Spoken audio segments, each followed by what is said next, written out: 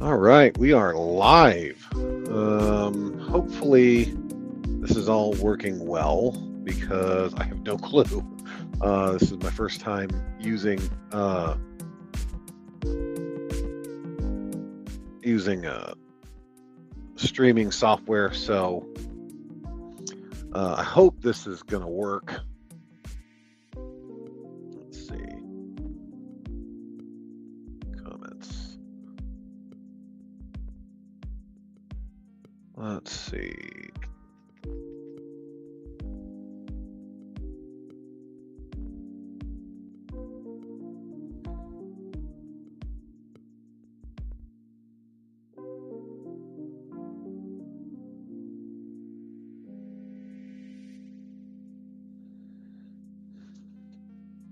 We got one viewer here. Thank you very much for showing up. I am trying to decrypt in real time. I decided to do this the best possible moment of messing with StreamYards while I'm going live. So obviously this is working fantastically.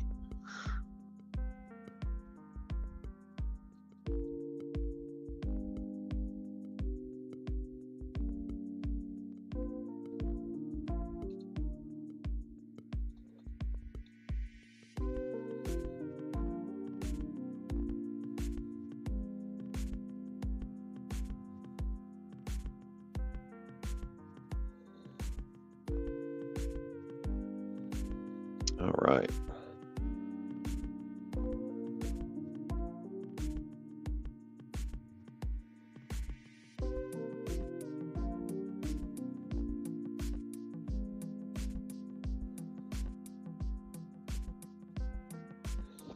All right, take that off.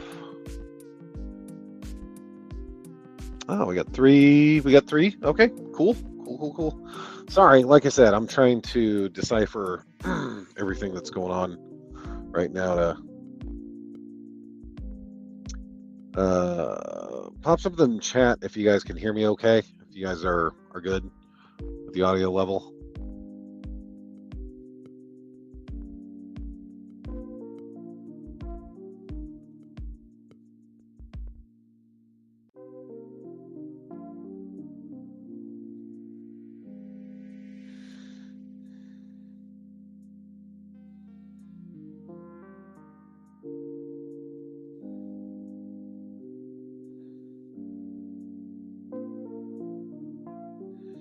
Good evening. It's a creepy Clockwork Orange reference. Oh, guys. So I went ahead and I read 2 chapters of this fucking thing. This literary equivalent of sticking your hand in that box from Dune where it causes your hand to like melt. That's what it feels like. I was literally dreading pulling this thing out of the my bookshelf and forcing myself to read it. It is ugh.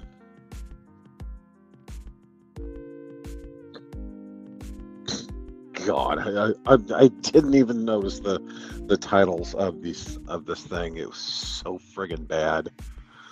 Ugh.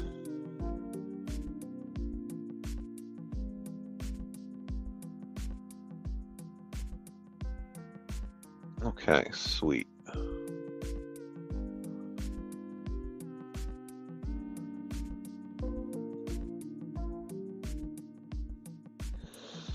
All right.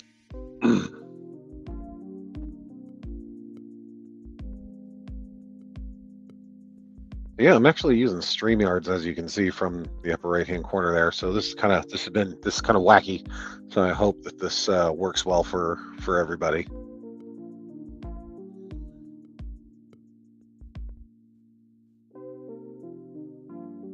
Ooh, 3058. Yeah.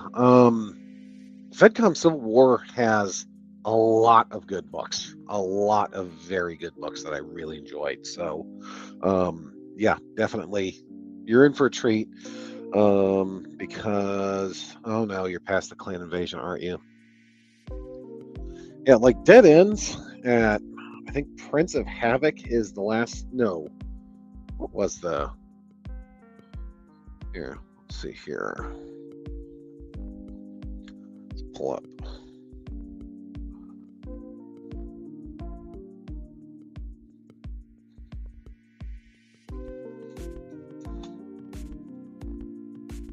FedCom Civil War. Call of Duty Measure of Hero. Yeah. Let's see. God, this website, I'm trying to pull it up on Sarna.net. There's just so much spam and stuff that the page just stops working. It is ridiculous.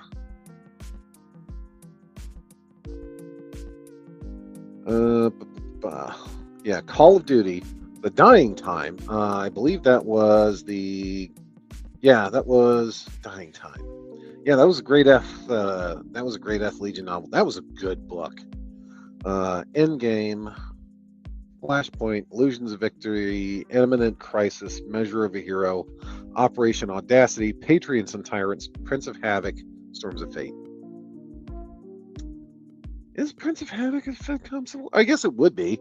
Prince of Havoc kind of falls in the timeline. It's like the second to last book in the Twilight of the Clans sequence, and then you have Blaine's.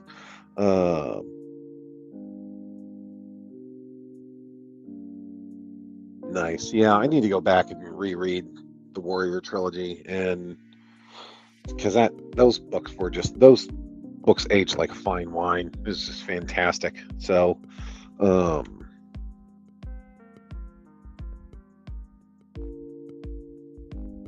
there we go. Perfect. You guys don't have to stare at the black box in the bottom right hand corner the entire time. You can actually see what I got going on here. So, a couple more minutes, and then we'll see what else shows up, and we'll start this painful ride, this painful romp through the next 2 chapters of this book.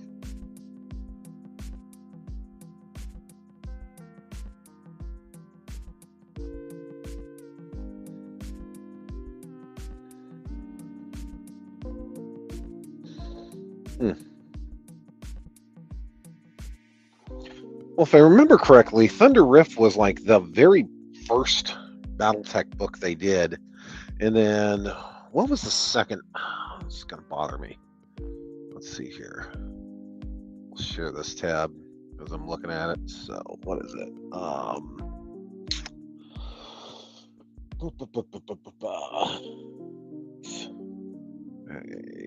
Deaths. Saga of the Great Death Legion. There we go.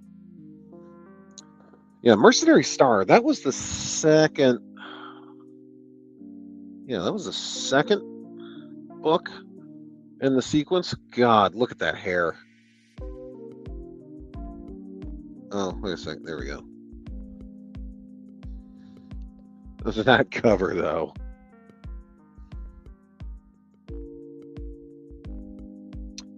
I think you're right. Sword and Dagger. Let's see. Sword and Dagger. Yeah.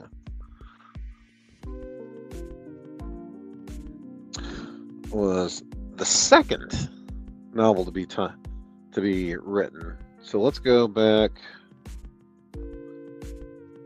Decision of Thunder Rift. Share this tab. Is the first. Oh God, these fucking ads. Jesus. Is the first novel in the Saga of the Great Death Legion. So there we go. If we're believing Sarna, which there's no reason to believe it, but there's also no reason not to believe it. So yeah, Decision of Thunder Rift, and then Sword and Dagger. And Sword and Dagger, where they tried to replace Hans Davian with a clone. It was like a clone or a body double or some nonsense like that. That book was acid. Like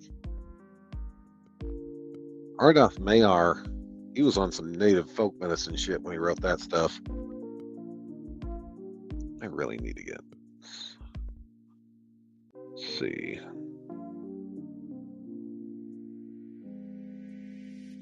Let's see if I can sort of privacy.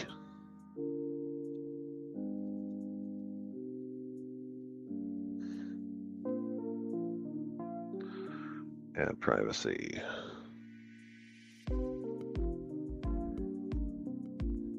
Block, block, block.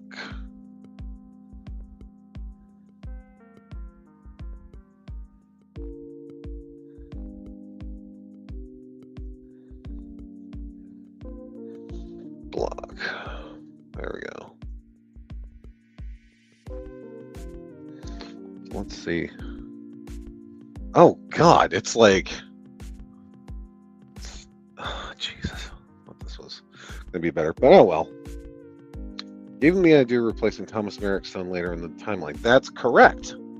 Man, I need to read some actual good BattleTech. Maybe that's what I'll do. Is I'll read like the Warrior trilogy. The first book in the Warrior trilogy is like a palate cleanser. You know what I'll do? Let's see. Blame Pardo. Let's see. Warrior.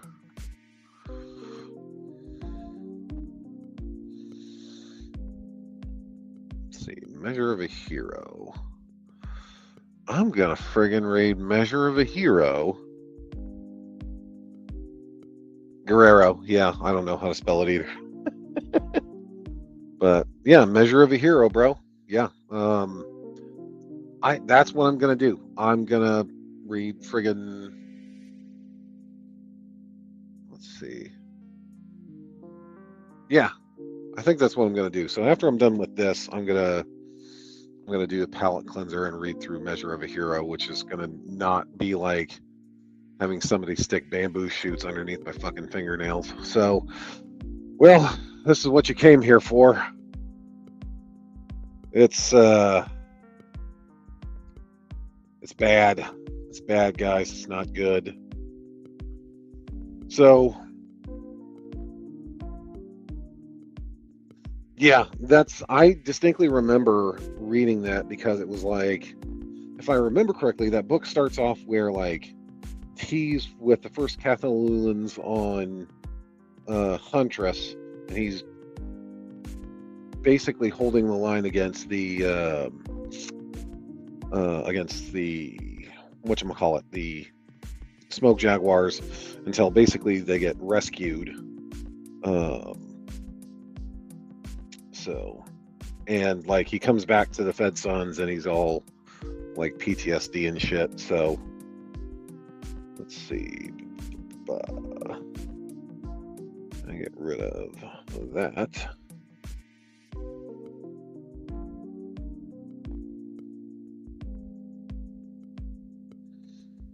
Okay. All right. So, if we're ready, I'm going to stick my hand in that pain box from Dune. So where we last left our intrepid heroes, they have concocted the stupidest plan. Yeah, the smoke jags, they get smoked pretty bad. But anyways, where we left our last left our intrepid pack of morons, the Ghost Dogs, they were trying to corral some Jade Falcons holdouts on a planet called Kirkaldy. And they decided to do this the dumbest way possible, by funneling a bunch of giant Triceratops rhino things into the cave system where the clan holdouts were, instead of just dynamiting the place shut. So, I don't know. So they did this, right? And the last chapter ended with an atlas bursting through kind of the fallback, the bolt hole that these claimers had established in this cave network. And that's where we last left them. It's like, oh, it's a cliffhanger. So sorry to keep you guys, blue ball you guys for a week and a half. But so he ends up fighting. Basically, it's a light lance. Yeah, shameless warrior. Absolutely. It's absolutely painful. So, because there's a couple of things here, like just right off the rip, just make no goddamn sense. So, let's see. All right. Okay, perfect. So, chapter 2, The Devil Way Down in the Hole. Oh, thank you, Mookie. I appreciate it, man.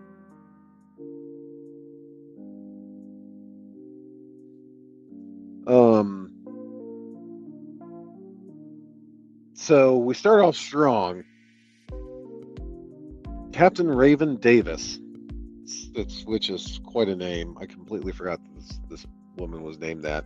Captain Raven Davis gave the order, and her Bravo Lance followed the ass of the last rhinoceros into the cave. I don't, I don't have any very white sex music, unfortunately. Let me see. I might. Like I said, I decided to be like, you know what? This is a great time for me to learn how to use StreamYards 10 minutes before we go live. So, but no, I think this is probably the mellow jazz making love to your ears. This is probably the best thing that I can come up with right now. So Bravo Lance followed the ass of the last rhinoceros into the cave. Mwah! Chef's kiss. Truly the spirit of the bard.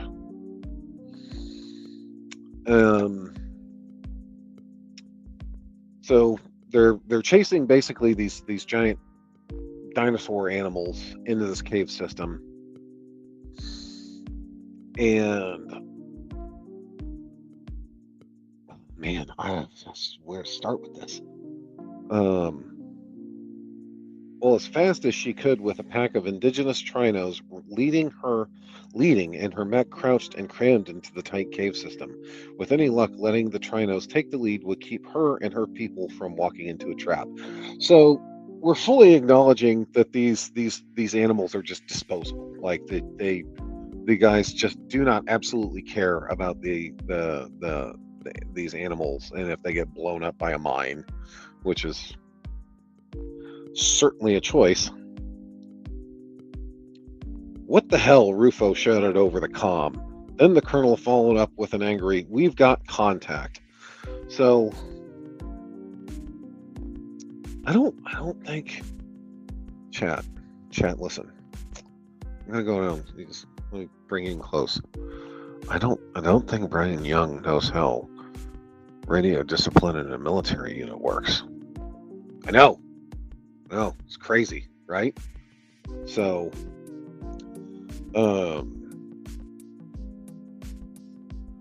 yeah, and they're still going with this plan of running these wild animals into a cave to flush out the bad guys.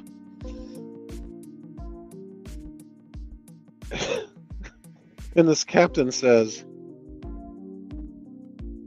"No, he certainly hasn't." So the captain says, "Sounds like they've encountered resistance up at the reflex point. So we're going to have to keep pressure on from behind. Ooh-woo. Keep your eyes out for traps. Ruse, you hit Magraz. Koenig, you hit IR.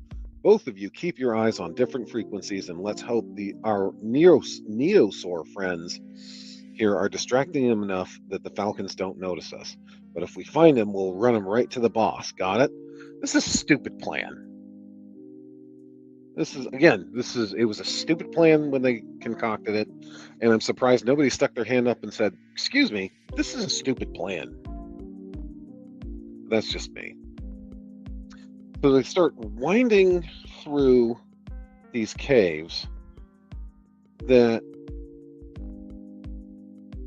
basically were barely wide enough to let two Mad Cat 3 battle mechs walk, kind of side by side, and they kind of had to like swap back and forth as they were moving.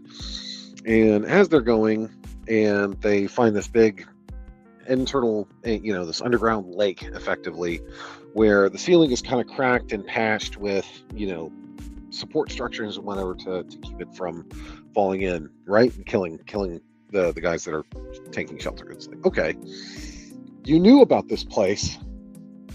Why didn't you have your infantry go in and mine it? Like, why wouldn't you just have your infantry just collapse the cave on these guys? If you knew where they were, you had a rough idea of what was underneath the ground, because this is an old world. They probably had topography. They probably had access to whatever this cave system was. Why didn't you do that? I don't know. I don't know, boss. So they go into this thing. They find a dasher and a pair of pouncers. The dasher is the only mech that's operating. Dasher runs off, escapes, makes a clean getaway, caves in the cave wall behind it, the cave entrance that it runs into, to keep the captain out of the fight. The captain and the wolfhound, Captain Raven. So she starts trying to dig and melt through these. So Mookie, here's the thing, right? So they establish in chapter 1, they know where the entrances are. Then they know where the bolt hole, basically the exit, the emergency exit, is that the clanners are going to use.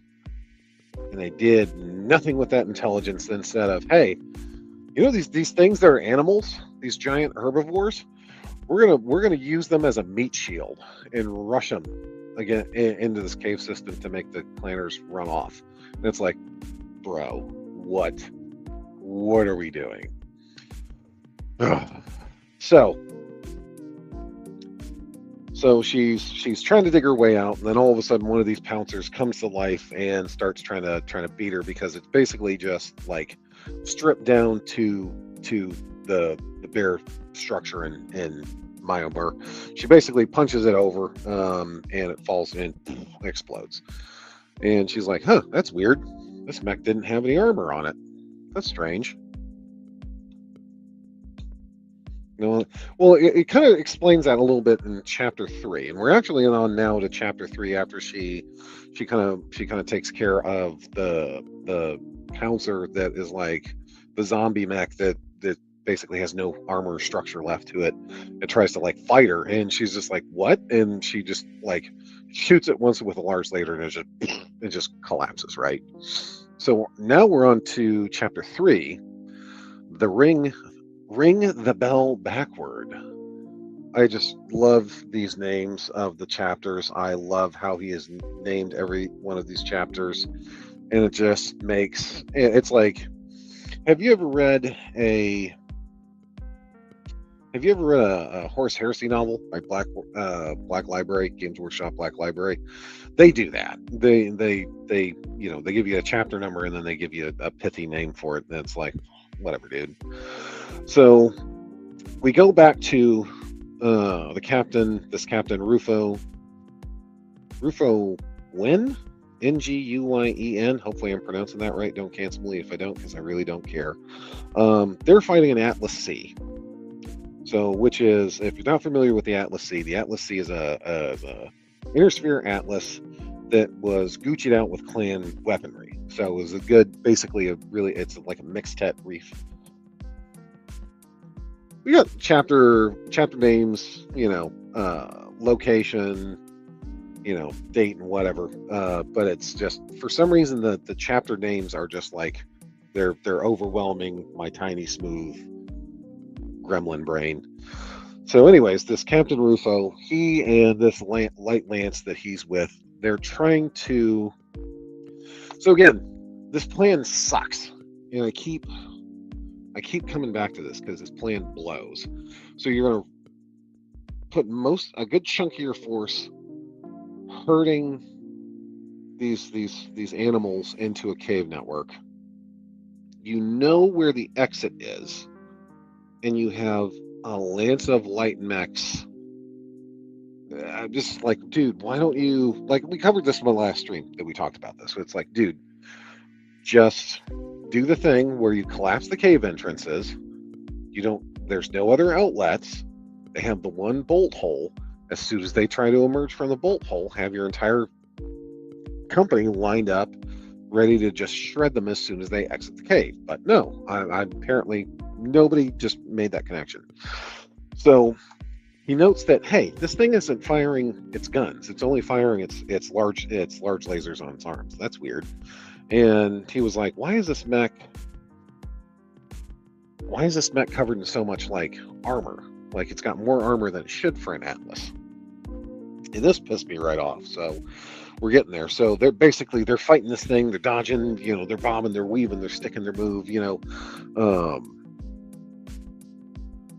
And one of the things that I read here. God, where is it? So they're fighting this thing, and they're like, okay, well, if we can slip some infantry, or if we can slip some tanks behind it, they can kind of get around it. So one of their guys decides to ram their Condor hover tank into its ankle, which seems like a bad idea. And I'm pretty sure the way the ram attack rules in BattleTech would work, that would not be an even exchange. And to his credit, Mr. Young actually does actually account for that. Let's see. So these two people, Gilchrist and Taylor, they're in a Condor. And oh god, yeah, I almost missed this part. I highlighted this part. So he was like, Gilchrist, Taylor, find an opening, get behind the Atlas, get into the cave, and see if there's a way you can press that advantage from the rear. Honest, boss, Gilchrist called out. I imagine you want the Atlas down? Taylor asked. Rufo nodded, barely comprehending that they couldn't see it. Yeah, any damage you can do along the way would really help us out a lot. My brother in Christ, you are a unit commander. You are a unit commander. You don't have to be like, oh, geez, if you can get to it sometime today, it's like, no, yeah, do that. I'm literally telling you to do that. I'm giving you an order, a lawful order to do that. Like, don't. So they picked Gilchrist and Taylor on the Free Worlds League. They were self-described anti-authoritarians. Oh my god. Oh, okay. Happy place.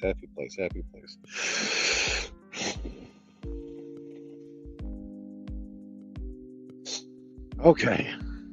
So, civilian anti-authoritarian. So they're anarchists.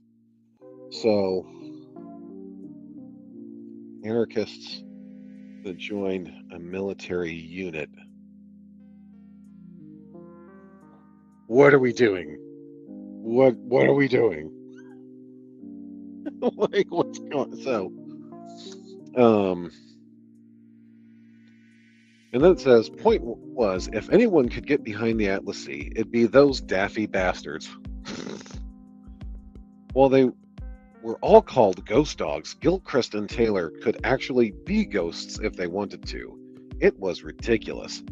Rufo never ceased marveling at what they could pull off.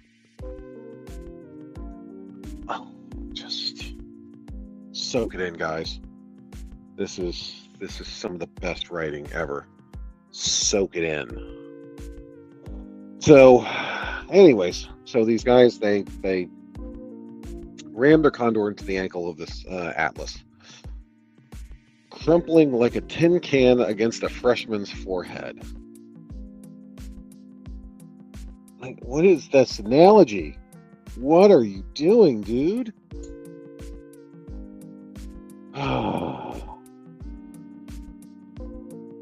So anywho, they let's see.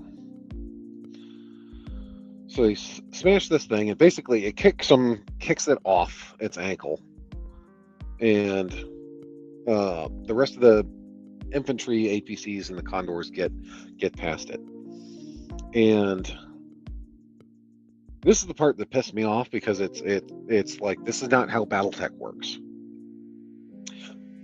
Every mech had that, so it was no trick to do that. Every mech they had not in they had no, what the hell is this sentence structure?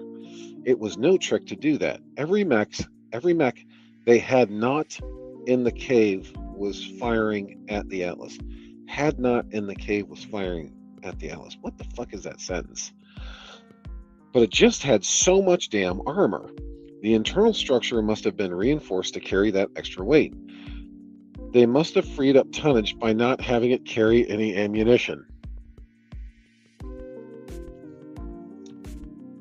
Chat, come in again. Need you to come in. Have a chat about this. That's not how that works in BattleTech. So if somebody comes to a game, like a pickup game, they're like, yeah, my Atlas has like 25 tons of armor. It's like, how do you manage that? That breaks all the construction rules in BattleTech. It's like, bro, don't worry about it. I just stripped out all my ammo. Like, bro, like, what are we doing? Dang.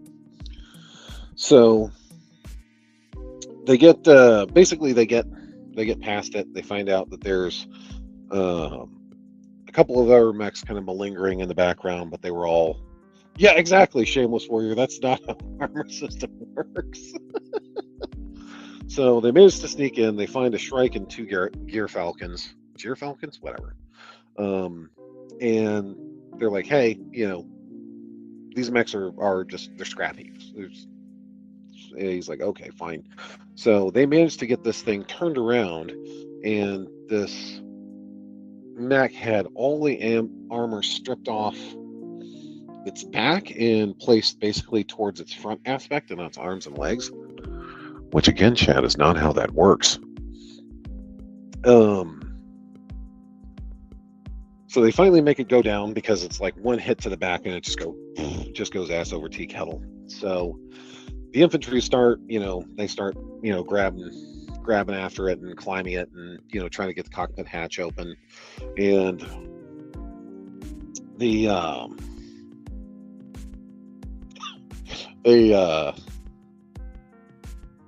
sorry, so they have one of these people, this Major Ilsa Escalera.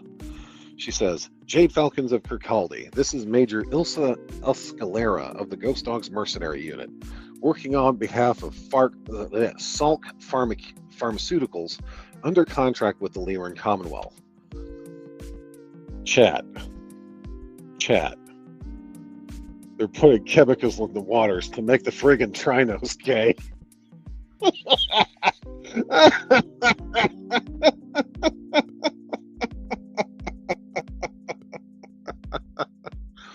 Oh my God. Oh man.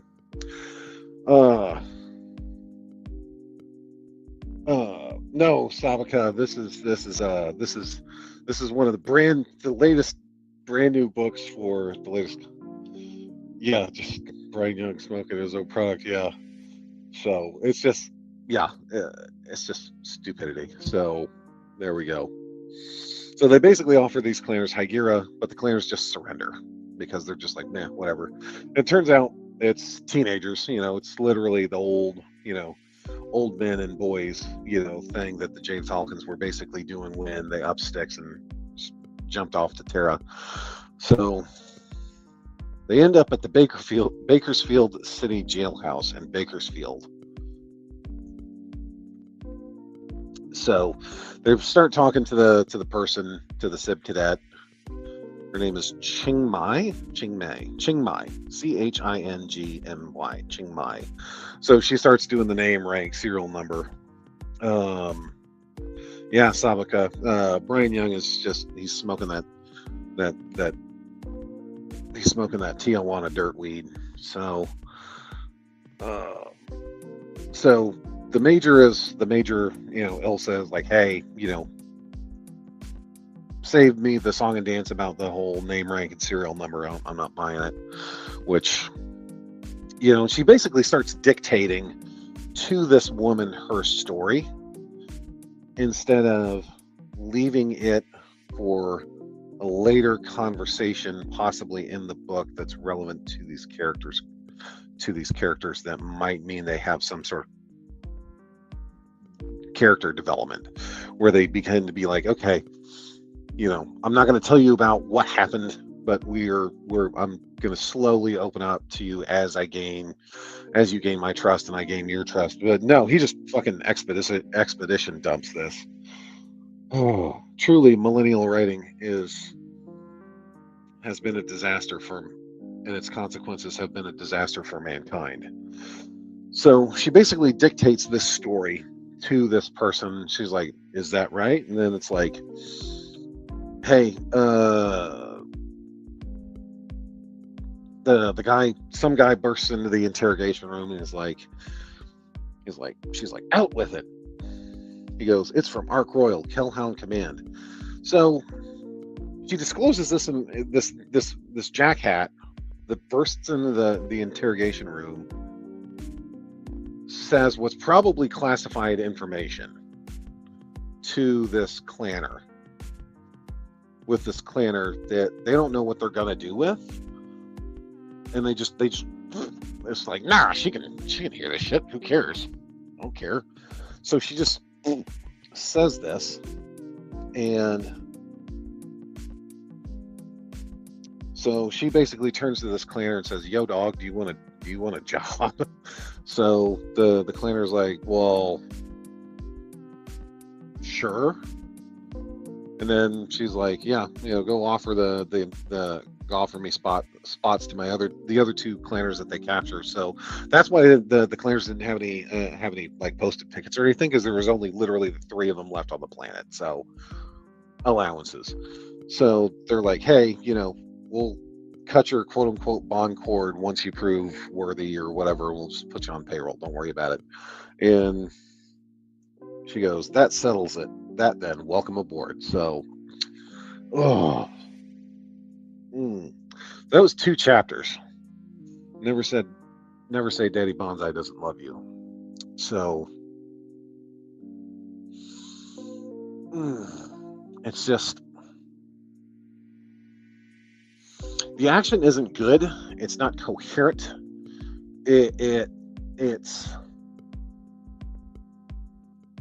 It reminds me of somebody like playing with their BattleTech miniatures on like a playmat, like they're using the green plastic army men to like move them around the fucking table. And it's like, oh no, you can't hurt me because I got ultra mega armor. Blah. And it's like, well, I'm really fast. Well, you can't get around me because of the hill. That's not fair. I'm gonna use my thing. So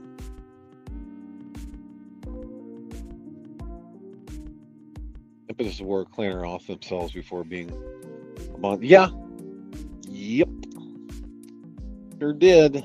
But yeah, no, it's like, so there's obviously there's a lot wrong with these 2 chapters. The first one is the action is kind of dog shit. It's not, there's no it's not very tactile, it's not interesting, it's not compelling, it's just there. The second thing is that this interaction between this Ilsa and this clanner, it just like rips the heart out of any future character development that character might have, because it's like, so you go from literally a clanner, like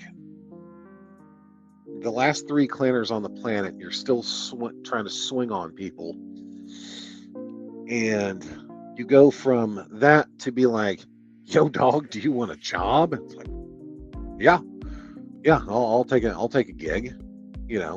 It's not like there's so much wasted opportunity for like character development with these people, because it's like, yo, like, hey, I'm not gonna, like, okay, you're not gonna talk to me, but we're not gonna leave you here because you're basically, they're teenagers. They're like 15, 16, 17 years old, right? Like, we're not going to leave you here with the locals because God only knows what they'll do to you. You know, we'll make you, bondsmen, basically. We'll make you work for us. If if you're not going to talk to us, you can at least work for us, be useful, and earn your meals every day. And that way you have the ability to, like, okay, so as time goes on, you have these characters kind of opening up more and more and more and becoming more interesting, interactions with, the original Ghost Dogs. And then you have these three new clanners, or even if you just focus on the one, you have them, that is kind of like a through line where, the penny drops for this clanner that she's actually kind of been taken bondsman by the Kellhounds. And she kind of has this crisis of, like, I've done so much to earn these people's trust. They seem to like me, and then only come to find out that they're actually Kellhounds, and the Kellhounds, were persona non grata, basically, for Clan Jade Falcon for a really long time. And it's like, so you just, by telling the story of this clanner in the the third chapter, by telling this clanner story in the third chapter, you are immediately ripping the emotional resonance out of any further character development that character might have, unless he does something clever, like she's like, no, I never had a our falconer, he he jumped off to Terra with the rest of it and told us to hold down the fort. I don't think that's the case, because I don't think he's that clever. So, yeah, this is agony. Also, I caught a misspelling. It says, Elsa nodded. Fine, you're all hired. OU, and the other two, Xavion and Toshiro, which sounds like fucking edgy anime names. So the OU, that should have been you. Yeah, so that was my first misspelling that I've discovered, or at least that I've caught so far, and that's chapter 3. So chat, we're not off to a strong start. So yeah, this book is dog shit. It's absolutely terrible. There's like no redeeming quality to this book so far. Like, so like the action is bad. That's bad enough. This military unit that was a part of the Kellhounds, that are renowned for how sharp their planning is and their being innovative. They've just, apparently the talent pool for the Kellhounds was a mile wide but not quite an inch deep, because they got these chuckle fucks that are just like, oh, we're gonna put these fucking dinosaurs and run them into a cave system. Like, bro, what are you doing? I don't get it.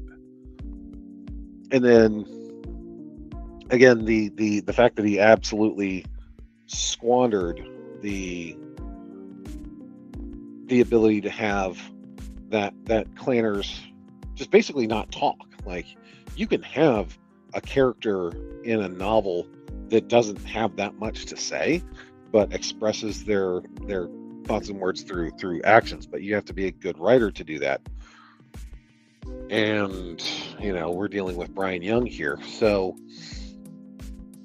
But yeah, that was extremely wasted potential for that character already, and I'm already calling that character is going to be some sort of is going to end up as some sort of fucking linchpin, where she makes all the difference, despite the fact that it used to be the misspelling I blame on the people behind the copy of the physical copies.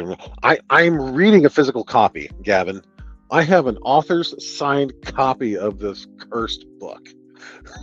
So it's not even, they don't even have that excuse. It's like, oh no, it's just the PDF. No, this was how it was printed. Oh, Jesus H. So yeah. Oh, yep. Catalyst's editing has just been dog shit though for a really long time. Like, apparently the Hinterlands book that came out recently, the Chronos Reach Hinterlands book. Apparently that's got a bunch of errors as far as like grids and stuff like that. Yeah, don't worry about it, Gavin. It's just it is what it is. So yeah, it's yeah, it's bad. It's very bad. So I don't know. It's just like there's some interesting ideas here. Like I'm an eternal optimist. That's my main character flaw. So like I try to see the good in stuff. So it's like okay, so you have the setup, which is a small unit BattleTech action. Okay, nothing wrong with that. Like okay, you know where the enemy is, you know where they're going to be at. Okay, so let's write some interesting military action. Yeah, gameless. Yeah.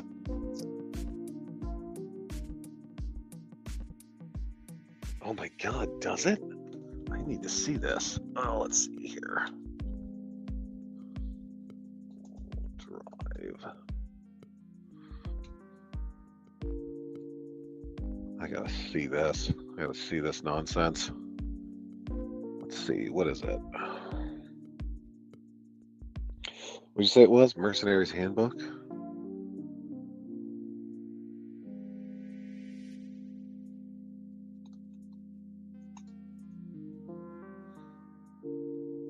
Force Manual Mercenaries?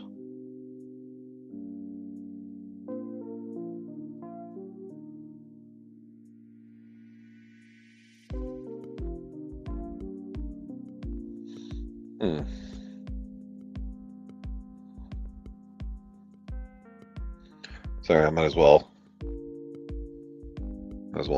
show you guys what I'm looking at here. So MRB. No, that's an Atlas head, right?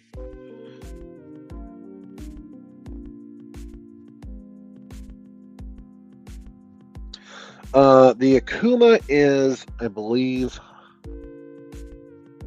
No, that's the Akuma is a Lake Clan Invasion mech. So yeah, it should be in there. The cover of it. Ooh.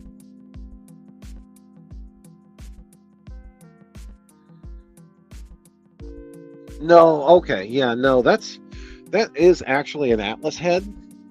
This is so what it is the Atlas head from like an isometric view, like if you're looking at it at its forehead, and then the two little fins are actually, I don't know why they look like fins. They're actually antenna, because the Atlas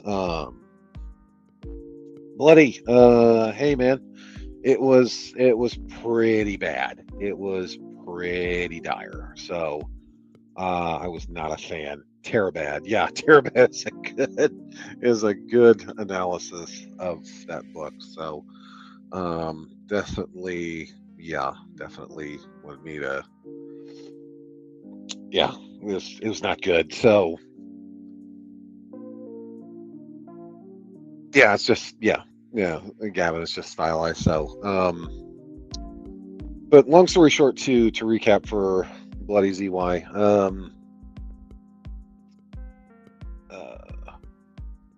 Gotta rethink. So we read some excerpts, and there were some doozies in there, and a couple of lore, BattleTech construction rules violations.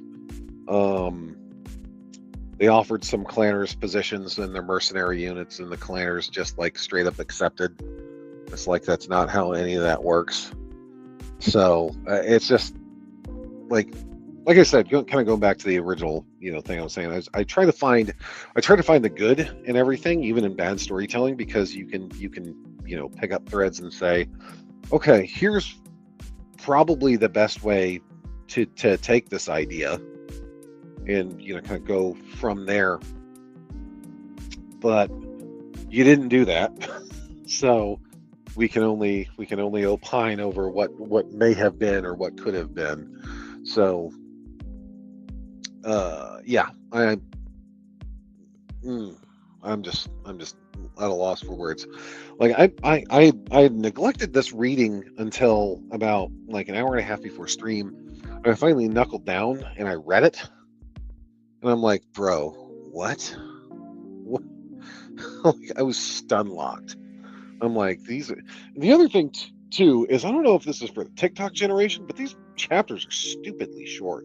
Like the longest one that I've read so far is chapter 3, and that's, let's see, one, two, three, four, one, two, three, four, five, six, seven, eight, nine, 10, like 10 pages, 10 pages, 11 pages. Like these chapters are ridiculously short. Um, I'm not sure if that's just assumes that, you know, everybody is TikTok brain rotted and just doesn't have the attention span for it or what, but um, yeah, it's not great. And then earlier we were talking about, better Beltec books, and I think we came across.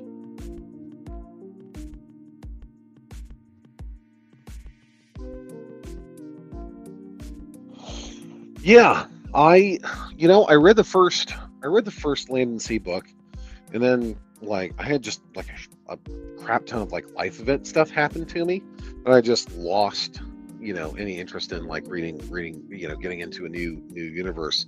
It's been really tough for me to like get into anything new because I've kind of got that weird thing where it's like, oh, I gotta stick with the things that are familiar, and change is bad, and change makes me uncomfortable.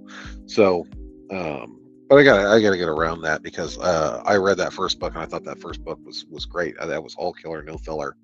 Um, but it's funny, we were talking about can I was talking about what I'm gonna do after I read this book, and after I read this book, oh, they have audiobooks. I didn't know that. Okay, I'll have to look at that. So we were talking about, yeah, Measure of a Hero, written by Blaine Pardoe, and man, that this book put out 26 years ago. Holy cow! Doug Chaffee did the cover art for this. I don't know if you guys know who Doug Chaffee is, but like Battletech used to have like actual painters and actual illustrators, you know, do work for them. Instead, they got,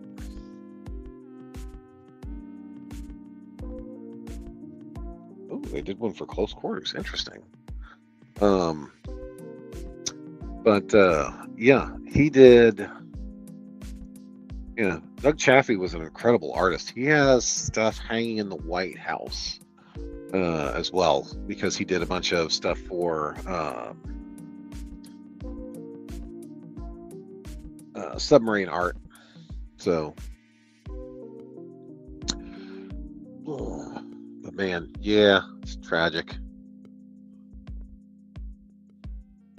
I wonder, YouTube.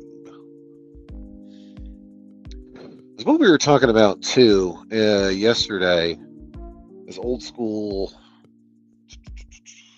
Mech Warrior, old school Mech Warrior intros, video game intros, and how those just hit different than like the CGI slop that we got now. Um, so we did it last night. Fuck it, we'll do it again. So let's see. Oh, turn my BGM off here.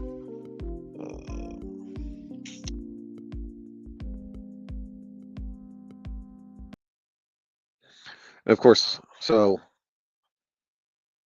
doing something new. So let me know. Can you guys hear? Start off with that. Can you guys hear the video?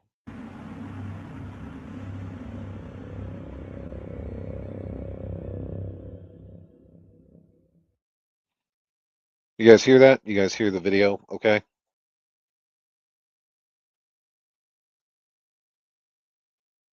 Okay. Oh, perfect. Okay. Good. Good. Good. Because last night, I actually tried to do this, and I'm playing with the setup here, and I'm using StreamYards. Um, so okay, yeah. So I was playing with the StreamYards 5 minutes before going live. So I think I'm gonna do it this way than as opposed to through like YouTube Studios because I think this is just easier. So let's have a palate cleanser, right? Let's cleanse the palate, and let's watch some not dog shit BattleTech content. Palace Command, this is This is 4-1. MechWarrior We 4 face different Vengeance. overlord touching down. We have heavy casualties. Enemy units still moving in on the palace. Please advise. Hold your position, 4-1. We're mobilizing palace defenses, but we need time to evacuate the royal family. Roger, Command. We'll do our best. Who the hell are they? Man, I was saying this last night, but it's like, damn, you gotta. This is just straight nostalgia, straight to my veins. Now, keep in mind, this is the FedCom Civil War, so there was clan mechs, but there wasn't this many fucking clan mechs. Oh.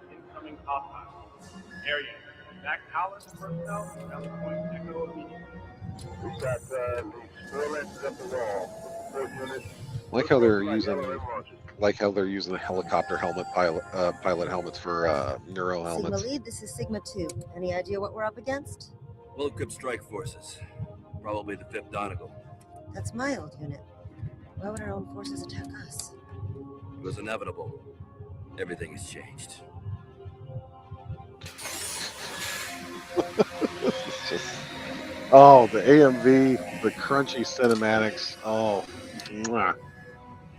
They got the weld lines on the panels of the Vulture. Oh, it's Sigma just Lance. so good. Form up on my lead.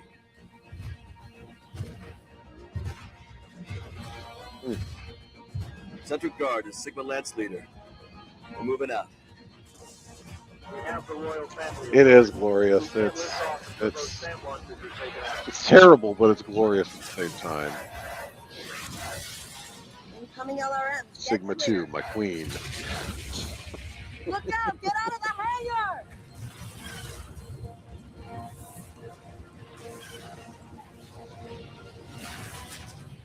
Get track of those damn launchers. I got track. Take them out. With the very canonical loadouts for both of these Nice shot, mechs. Sig 2. All right.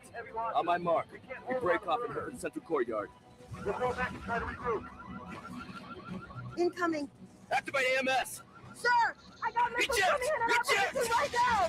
Oh my! Woman moment, she panics and gets shot at. Lol. So this is actually the Dressari family on Kentaris 4. So the hook with MechWarrior 4 Vengeance is the FedCom Civil War is starting to pop off. Duke Dressari on Kentaris 4 is like, yeah, I'm not gonna fall in line with Catherine or Katrina, whatever she calls herself that day. And the Lyrans were like, all right, bet. So they basically stomp the Royals out and take over the planet and do a bunch of massacres on Kentaris 4, which is not great optics, you know. So and then the hook of the story is the son who was kind of like out fighting at the clan on the clan front. He comes back after he hears like, "Oh, dog, your dad's dead. I guess you're the new Duke of Kentaris 4 now." So he kind of leads this resistance movement against the Steiner forces on Kentaris 4 and helps take it back. That's the hook of that story. So yeah, no, this Kentaris. It's like we did a little war crimes for funsies. Sig 2, this is Lance leader. Do you read? Well, you just saw her get wasted. Can you hear me? I'm sure that'll buff out. I'm sure she's fine.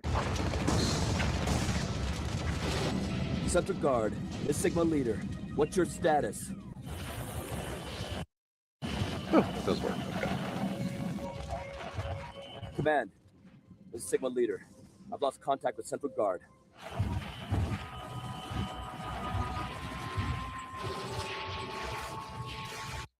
You know what Catalyst should do if they had a hair on their ass? They should do FedCom Civil War box set for Aces based around the MechWarrior for Vengeance. But no, we get Russell Haig Civil War.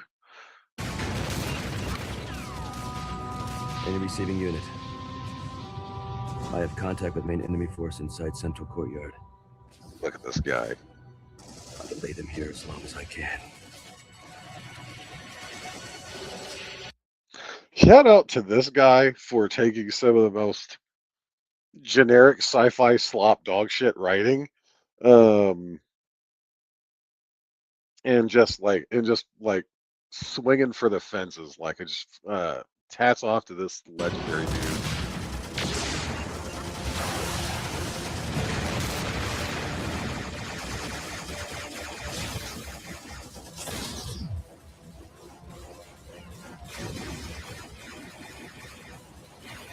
Man, look at this.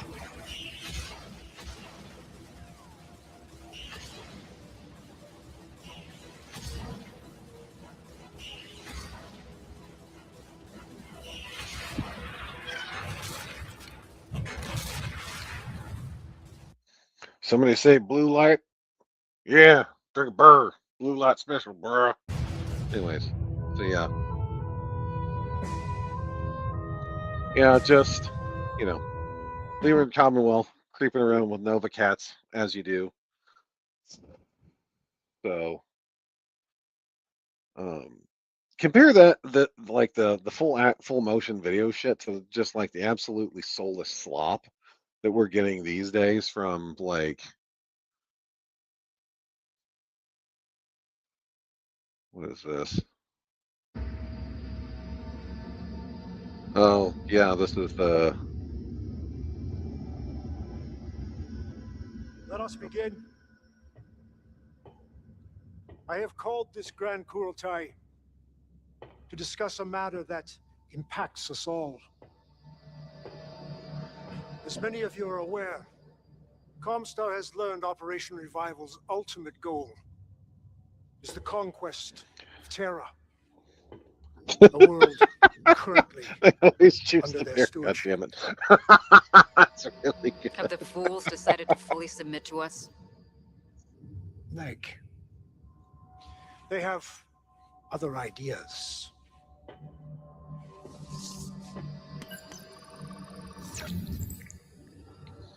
I am Anastasius Vogt, Precinct Marshal of Comstar and Supreme Commander. Remember when Brian Young came out and said Spock was trans? He was totally trans. Remember that bullshit? And how even Michael Stackpole was like, dude, no, not at all. Of the Com Guards. Under the authority of Primus Mindu Waterly and in accordance with your ways, I offer you, Ilkan Kerensky, a Bachal, to decide the fate of Terra.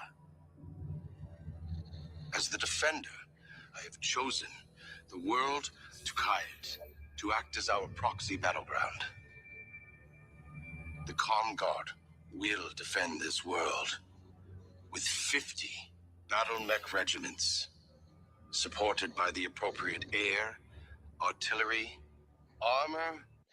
Dog, how is he making that shit appear in his hands? That's not how technology in BattleTech works. And infantry detachments. If we lose, we agree to fully capitulate all Comstar holdings, including Terra, to the Grand Council's will. But should we win, then we demand a 15-year truce between our people. No clan shall advance further rimward beyond Tukayet itself. The Primus and I await your response, Ilkan. After careful thought, I have accepted the Presenter Marshal's terms. Come the 1st of May, We begin our campaign to decide the ultimate fate of this invasion. You agree to these terms without speaking with us? Whose side Yeah, are you on? Thicon Weaver. yeah. It's dude. If you think that's bad, you should read The Jaguar Leaps. And the book was written in air quotes, by somebody named Bishop Reed. I've talked to Blaine Pardo about that. He was like, "Yo, I knew the author that was working on that. I don't know what happened to the book that guy was writing because this ain't it, dog." So, if you want some smoke jaguar fiction that will just make you want to claw your eyes out, read that. That is offensively stupid. It is really bad.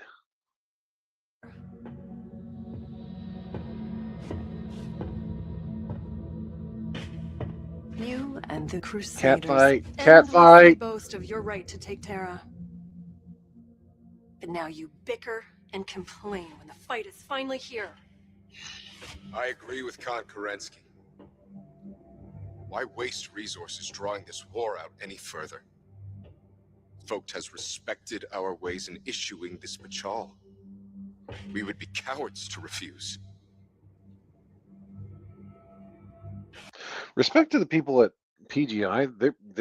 They do some dog shit stuff, but they are actually on point with the rank tabs and stuff like that. What gives them the right to dictate terms? A 15-year truce is unthinkable. Only if we lose. The Comm Guards are an army of glorified garrison units. The Ghost Bears do not fear such a foe.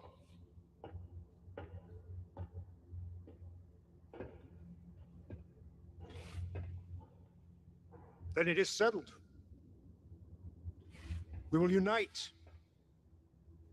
and face the Comm Guards together. Unite behind who? You? The one who obstructed the Crusaders for decades? No. We will agree to Fox terms, but you and the Wardens will gain no glory from it. This battle will be the culmination of everything Leo Showers and the Smoke Jaguars began. Crusade. Whoever did the voice acting and mocap for Sarah Weaver here, she did a really good job. We shall convene and let the Ilkhan know how we choose to proceed with our victory. Very well, Thicon Weaver. The wolves await your decision.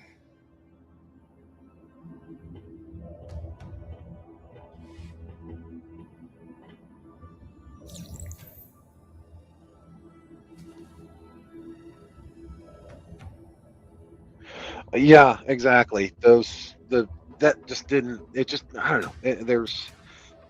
It's the whole like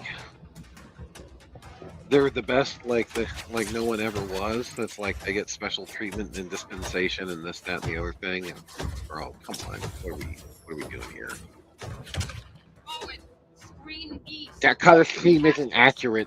The Mistweavers didn't use blue highlights. Yeah, Nighthawk, we're about to see that, I think.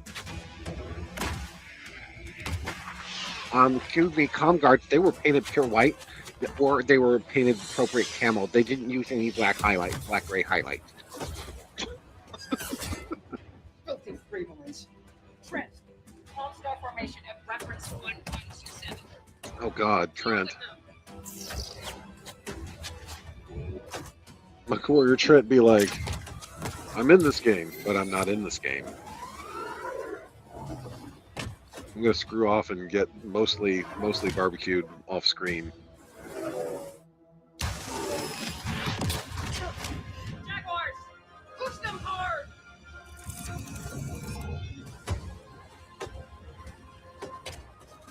Advance. Oh boy.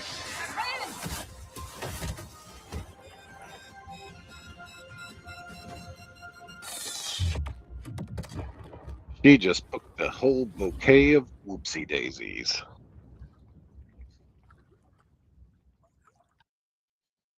Trent, absolute Desgra. I mean, we did get Forever Faithful, and by proxy, we did get the clan Smoke Jaguar resurrected. Now, this gets into a different. This gets into a different, pile of information here. If Catalyst had wild hair on their ass, they would actually. Let's see. Oh, screw it. Screen share.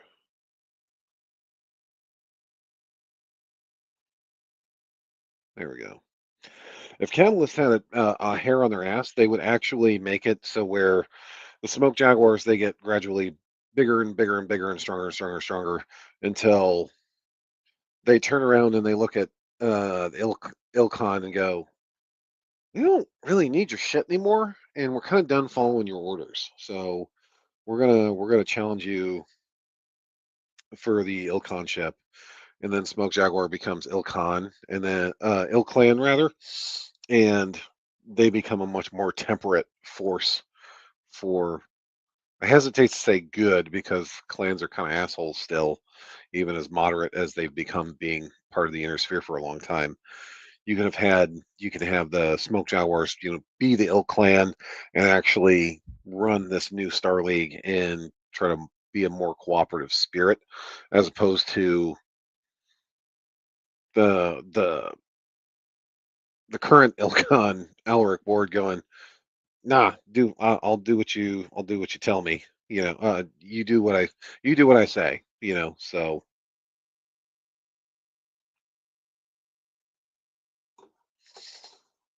Smoke Jaguars for life. The fact that the one of the things that I really like about Forever Faithful is it's like it gave us a through line of like, wait a second, how did Smoke Jaguar? I thought Smoke Jaguar were all like dead, but it actually did a really good job of painting a picture of like what post occupation Huntress looked like. Because when you realize that the clans, especially with the Smoke Jaguars and the way that that clan is organized, with all clans, they're kind of the individual warrior is at the tip of a really big pyramid of logistics and supplies and technicians and workers and all this stuff. So you have the clan Smoke Jaguar, Toman, having been effectively destroyed, and the guys that weren't killed outright, they were cashiered or they were kind of drummed out. So it's like it gives you a starting and an end point of how these things work, of how that the actual mechanism of how they got back to um, how they kind of made their way back to clans from clan space to whoop, oh boy, there we go. How Smoke Jaguars got from clan space all the way back to the inner sphere on kind of the still on the ass end of nowhere in the periphery, but they still made it back to the inner sphere. I also thought it was interesting that the Smoke Jaguars under Russo Howell ended up going full bore, pants on head, pirating on Antalos, I believe the planet was, where they got finally raffle stomped and they kind of styled themselves as the Dark before they got raffle stomped by the Snow Raven. I hate the Snow Ravens. This is one of the few clans I'm like each clan kind of has a redeeming, thing to it, and it's like, no, sorry, not Snow Ravens, not happening.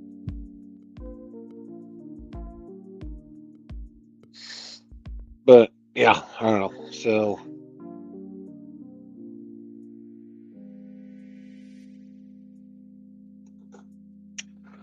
oh man. Yeah, these two. I'm gonna start trying to do like two chapters a stream, because I want to get this fucking over with.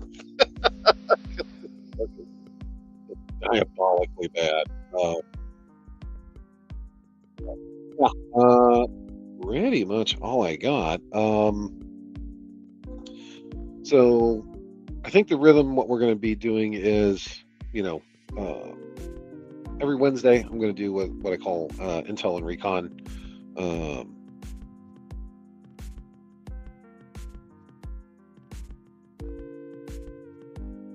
Yeah, dude, that square off between the Scorpions that were very much like the Captain Ahab characters insofar as they're like running, they're running their jump ships to ruins to try to snag these last survivors of Clan Smoke Jaguar. That such a great sub arc, because you have, for most of the story is like just, Trent and Paul Moon trying to like navigate this new, working relationship, for lack of a better term. And then meanwhile, you have kind of the sort of Damocles that is this Goliath Scorpion, group that's been chasing them literally across the stars to kill or capture them. Yeah, so that whole aspect of that book was just fantastic, and the humor in it, the unexpected humor, when I think it was Paul Moon was talking to Trent, and when Trent was like laid up in the med bay, and he couldn't move his arm because Trent had lost one of his arms in the Battle of Tukid. So he had it replaced with a Myomer arm, and the little power pack that was like powering it was broken. So Paul Moon was like, whatever problems we had, I understand why you did what you did now. I just want to shake your hand. And he puts his hand out, and he's like, oh, you're too proud to shake my hand. And Trent's like, dog, my shit don't work. And no, it's not that. It's just my right hand is they turned it off. So, and it's like that was as opposed to this book, which is like, as opposed to Ghosts of Timkovichi, which is just unintentionally wrong, unintentionally funny for all the wrong reasons. But yeah, so this has been, it's been quite the experience tonight. But yeah, if you guys, anybody that joined late, please go back, check the VOD, watch that. I hope you guys enjoyed that. Obviously, if you guys want to continue to support my work and support what I'm doing, I have a Ko-Fi. My link is in the description of the thing. Trying to make this as interesting and compelling as I possibly can, which is difficult considering the category of material that I'm working with at the moment. Like I said, I think as a palate cleanser, somebody earlier in the chat suggested reading, giving Measure of the Heroes a try, and kind of doing the same thing with that. I think I'm going to do that just as a palate cleanser. So that one I might try to read more straight and less play it up for yucks, because that I actually appreciate that book. I think it's extremely good. It's extremely well written. Yeah, Nighthawk. Yeah. I mean, if you guys want to, I can just turn my Wednesday streams into like Ask the Research Desk, because I don't want to be one of those people like, I have autism. It's like, I've never been formally diagnosed, but man, I got a lot of markers. So, I know I've read quite a few of the novels. I've read pretty much any source book there is to read. I know, where all the BattleTech bodies are buried, so to speak. So if you guys ever want to do that, you guys can just, hop on stream and just ask questions, and I'll do my best, because I think my Wednesday streams are going to be more in the line of, I'm just going to jaw jack about stuff that I want to talk about and games that I want to talk about, and what's going on. Just your particular flavor of tism. Yeah, exactly. It's my hyperfixation, and I get to choose it.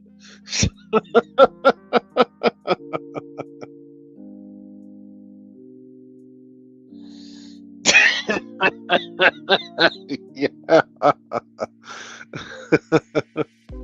I have 80 of these HDs the doctor says I've got, and caffeine makes me mellow. But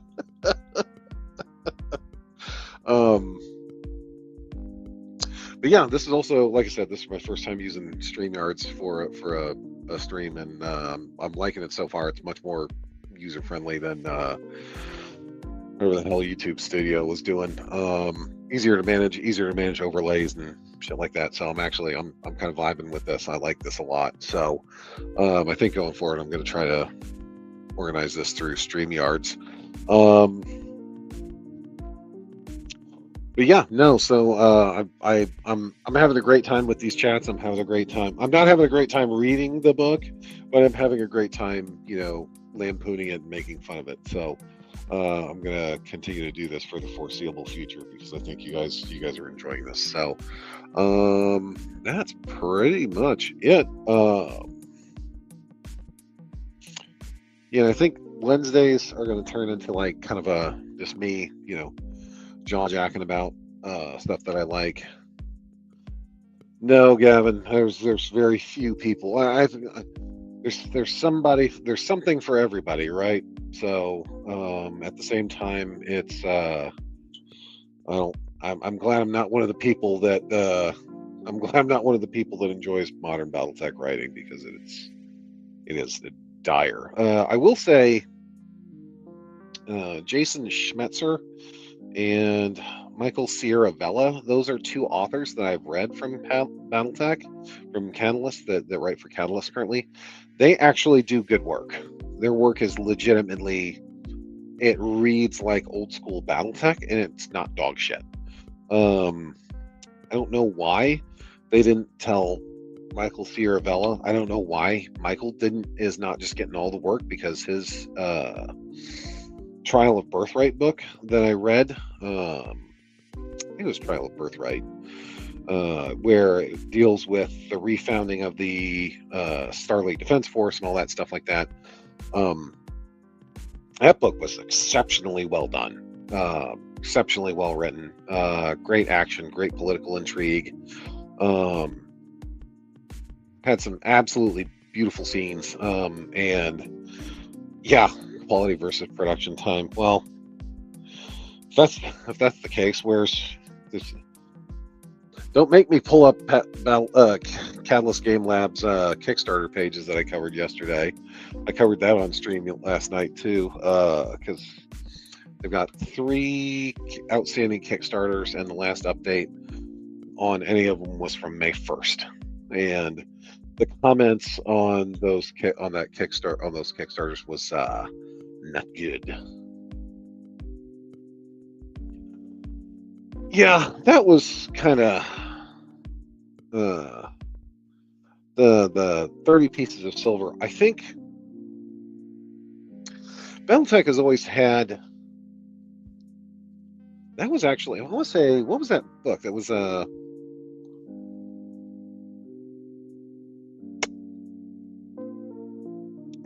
books.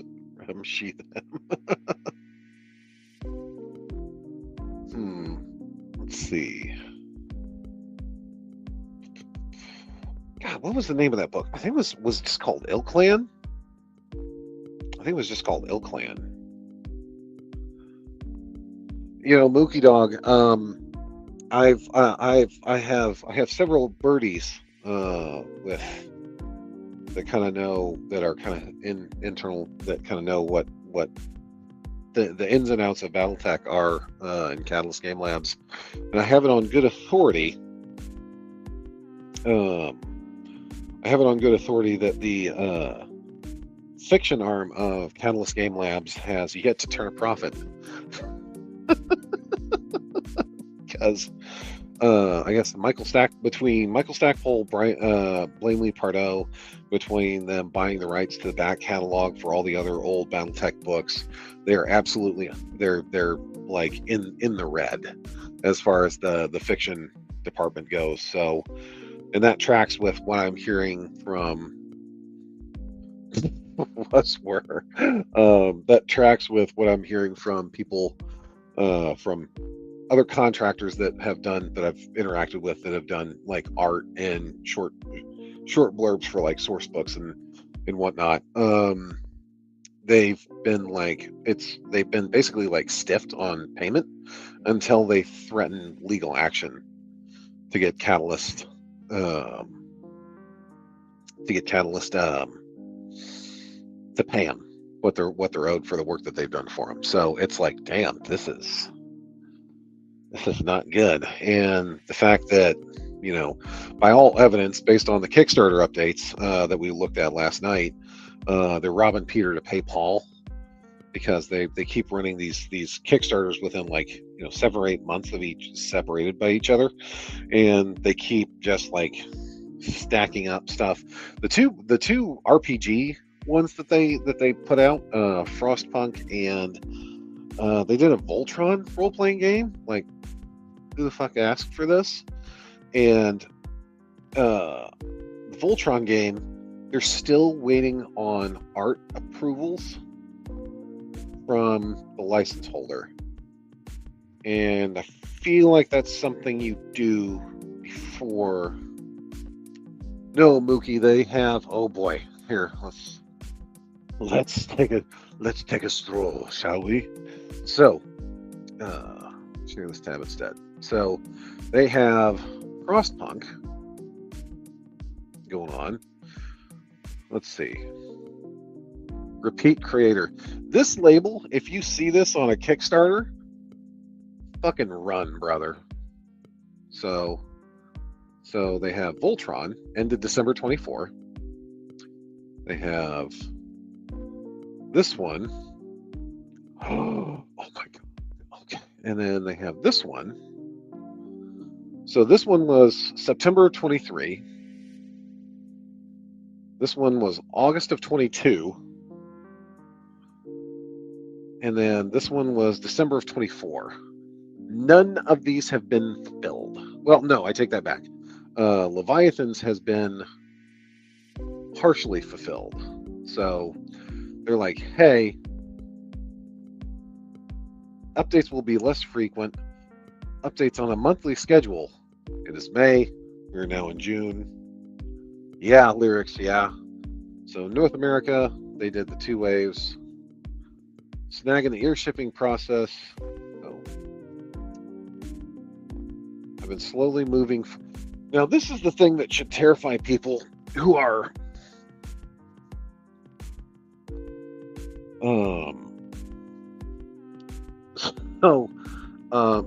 I think actually on the it was Frostpunk, or if it was, I can't remember if it was Frostpunk, but like one of the first updates they did, they were like, yo, don't just back for $1 to tell people how bad we are.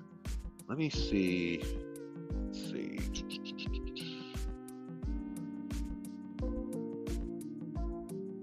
Where is that? Oh man. Let's see, updates. It's one of them.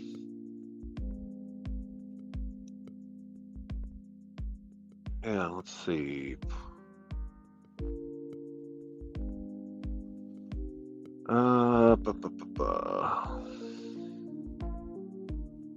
One of these had literally, there was a post dedicated to like, hey, please don't back us for $1. Jump in the comments and tell people not to back us. Please don't do that. That was literally an update that they posted. I have it somewhere on my Facebook page. So,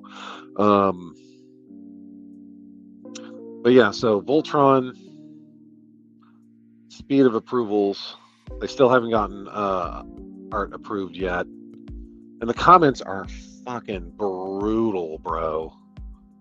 Let's see. Not happy with the geologic project of this project. So, you think you hate it now, just wait till you drive it. Yeah, so there's that. And then he's doing exactly. This one was way back, and this one updated in 23. We got confirmation yesterday. US backers are starting to be fulfilled. The rest of the world will get fucked. We don't care. Game unplayable. Rules incomplete. Collector's box breaks first time you list it by the handle. How to set up missing clarity. Cannot leave starting area. Playing Shadowrun stuff since before and after it was acquired by Catalyst, but this is as a complete waste of Nguyen? Chummers dispersed. Huh. Jesus. Yeah, just people are just roasting them in the comments. It is ridiculous. Oop. Let's see.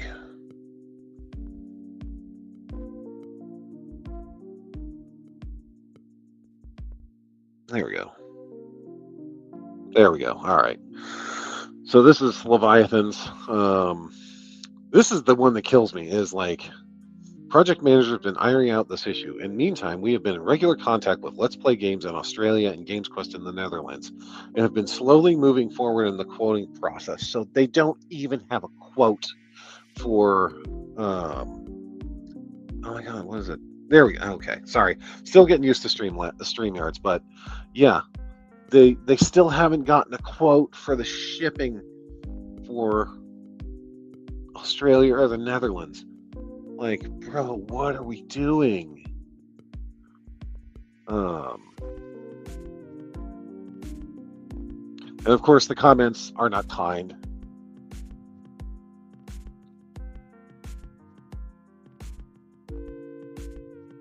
Only Aussies I know that got theirs pledged with the U.S. package forwarder as their address, and they got fulfilled with the first wave. Oh my God.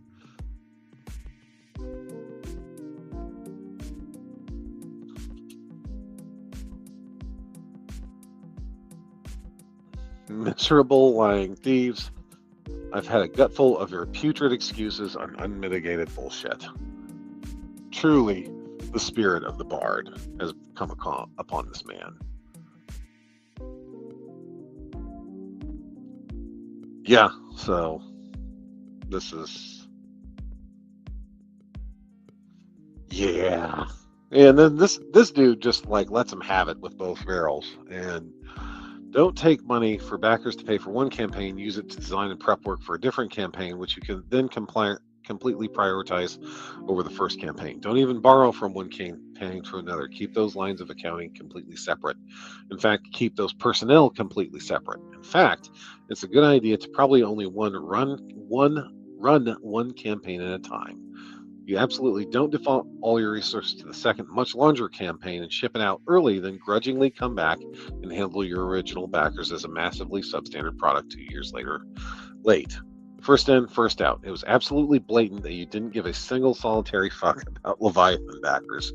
You just used it to fund R&D for Mercs, and you wouldn't even bother to fill Leviathans at all if Kickstarter wouldn't kick you off for not doing that.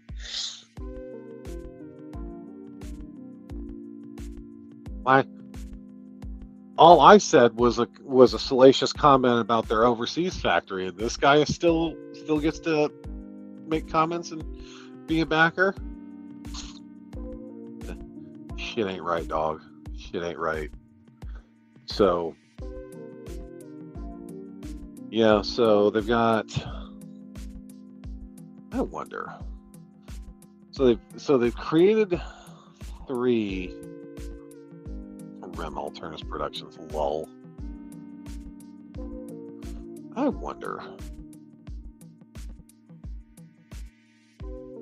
Share this tab instead. There we go. So they've created 14 Kickstarters.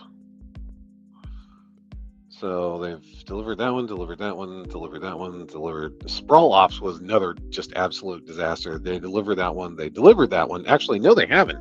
We're still owed some books from that. They still haven't gotten around to it. That one, I believe that was completed. So, and then I don't know about this one. When was this? When's that even?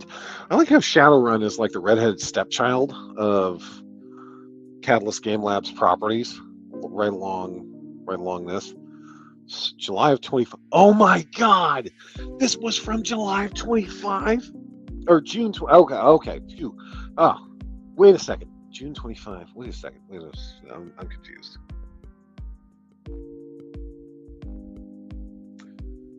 Well, Gavin, that's because those people were Polish and they weren't. They didn't have the delicate Chinese fingers, Chinese child immigrant fingers, to assemble their BattleTech their miniatures. So,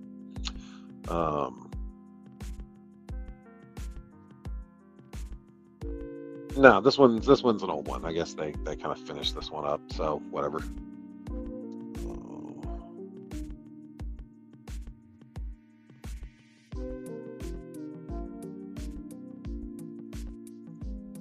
Yeah, dog. I have a hard time like I get it. Like the UK, Europe, United States. We're big dogs as far as like not video games, but like as far as stuff like tabletop miniatures games and whatnot go. So it really behooves them to. So it really behooves them to fulfill those first, or get those done first. But it's like, bro, if you can't guarantee a timely solution for countries like in Oceania, I think that's how you pronounce it. I don't know. I'm American. I don't care. I'm like, Australia, the rest of Southeast Asia. When the factory is in China, and literally the fact that you can draw a straight line probably from the port of departure directly to Australia. Lyrics, yeah. We're just racist. We're just filthy racists. But yeah, dog. It's just, yeah. I don't know. Like, I'm a hopeful fool. I'm trying to be glass half full. My only hope is that somebody there at Catalyst has kind of like a wake up moment where they're like, we can't keep doing this. Yeah.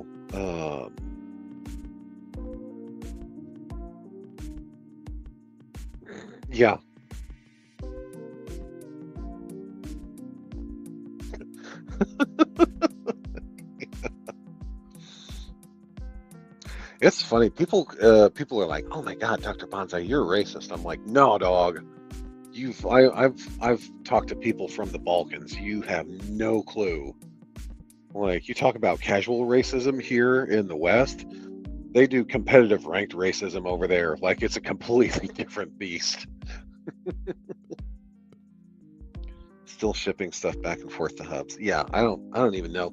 There was one thing from like a Tuesday Newsday where they actually had for I don't know which Kickstarter it was. They actually had two of their guys from Catalyst fly down to the warehouse where they actually picked and packed orders for I can't remember if it was, I think it was Leviathans for North America. And it's like, why are you working with these people if they're this, like, if this fulfillment company is so terrible? Why are you getting money? Like, what they should be doing is they should be hiring, they should just buy a warehouse, or just like rent a warehouse, or lease a warehouse, and create their own distribution site, because that's really what they need. Like, if they were serious about getting to the next level, if they because right now, that infamous slide of Catalyst being like, oh, we're the second most ordered game according to Origins, this, that, and the other thing, and it's like right behind 40K, and people just don't understand the gap between first and second place. Like, Games Workshop has lapped Catalyst like half a dozen times by the time Catalyst got to that second place spot. So for me, it's just like, if they want to be, oh yeah, completely forgot about this. This is supposed to come out later this year too. So let's see, all sorts of. I'm trying to find that like Alex Jones, who was like, I got a meme here. I can't seem to find it right now, but boy, does it say it all.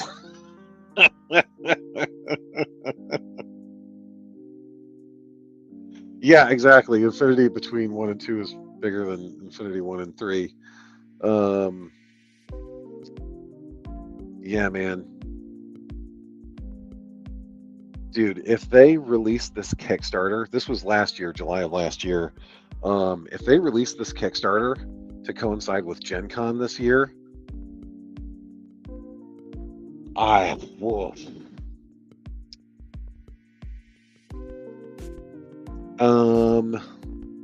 By the way, people are like, oh, Catalyst is dependent and trying to riff off Warhammer 40,000. Explain, please.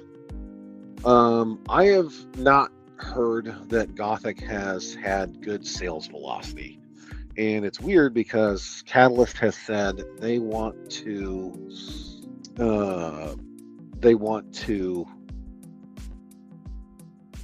release a Lance pack of the critters, the giant mutant critters that they release for it. This is a good one here. I was gonna dethrone GW once. That's nice, Grammy. Let's get you to bed.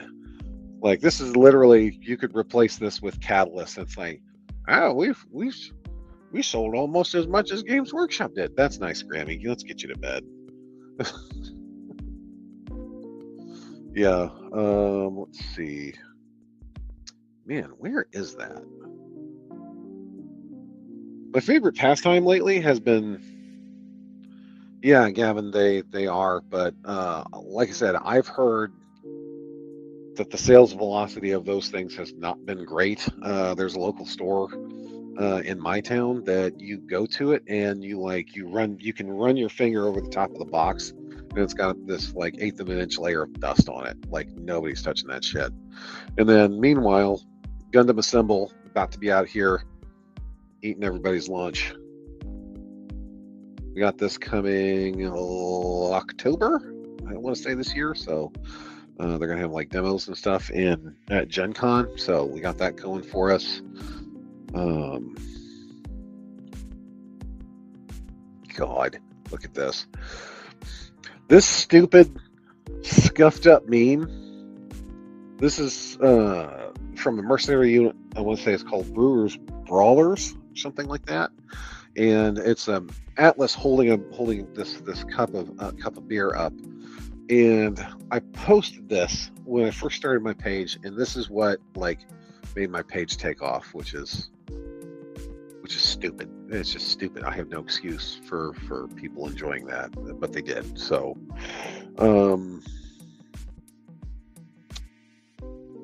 let's see. I probably passed it, but yeah.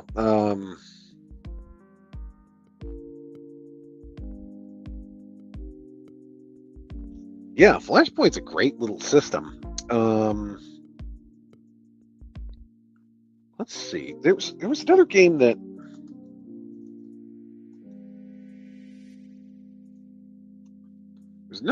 kind of came out of nowhere. It's called Ember Obsidian Protocol. I've seen a couple of YouTube videos on it, and it's like X-Wing with.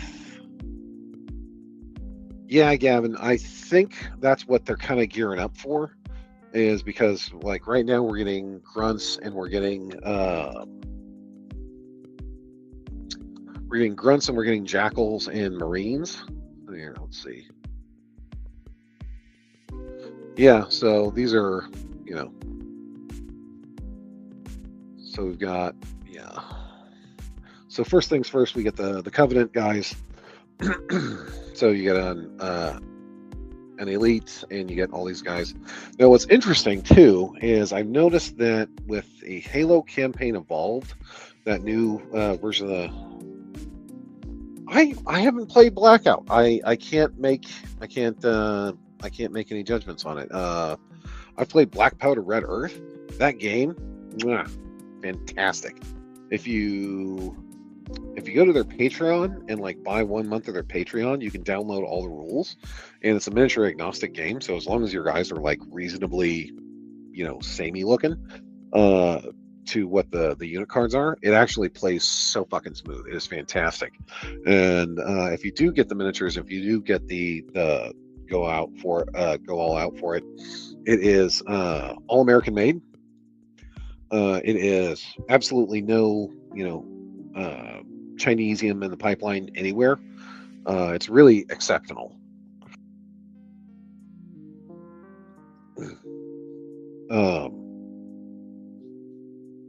I saw that the Halo conversion for bolt action. That I did see that looked actually really interesting. So I bet that's where they're going for this. So because the way that Mantic has Dead Zone, and then they have Firefight, which is the war game size version of Firefight of their Dead Zone.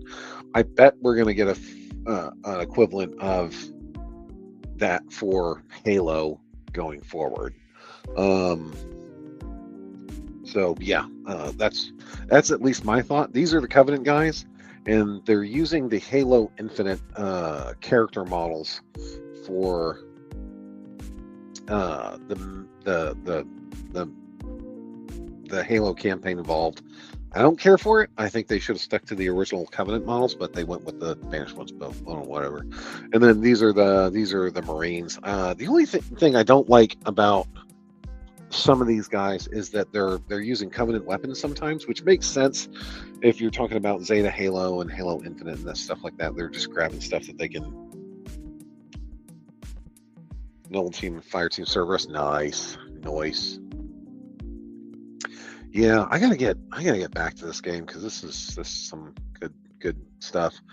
But anyways, this was the other game that I was kind of came up on my radar yesterday, and it's called Ember Obsidian Protocol.